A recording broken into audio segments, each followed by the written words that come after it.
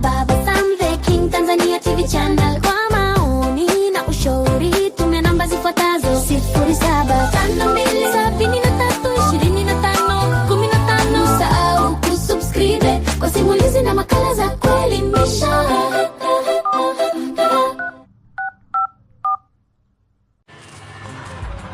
Uhali gani mpenzi msikilizaji wa simulizi za sauti?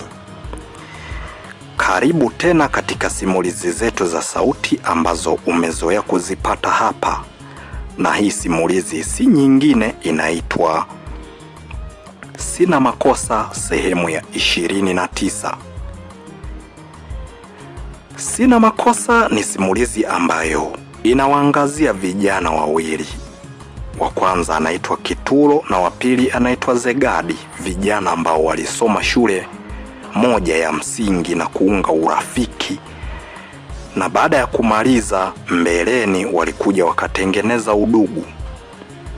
Kama endapo utakuwa hauja subscribe channel hii, inaitwa Baba Sam the King Tanzania TV channel, na chini ya video hii kuna kitufe ambacho kina rangi nyekundu, pia kina alama ya kengele. Ukigusa hapo moja kwa moja utakuwa ni mwanafamilia wa Baba Sam the King Tanzania TV channel. Tunachokuomba subscribe, like, share, comment ili tuweze kupata mchango wa mawazo yako. Sasa ni kukaribishe sehemu yetu ya 29. Tuendelee kuidadavua hii simulizi, tuone ni kitu gani ambacho kiliendelea. Wote, kila mmoja alikusanyika katika chumba chake, na baada ya kwenda kumpatia hongera, huyu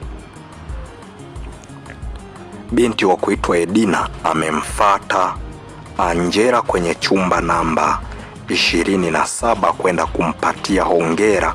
Amefanya vizuri kwa sababu baada ya kukitoa kile chakula katika moto kikiwa kinaendelea kuungulia, japokuwa alikuwa na mawazo, lakini yeye ameweza kukumbuka hilo. Ingawa huyu Edina hakuweza kukumbuka hilo, lakini yeye amekumbuka. Kwa hiyo alikuwa anaenda kumpa kama shukurani ya asante kutokana na kile ambacho alichokifanya.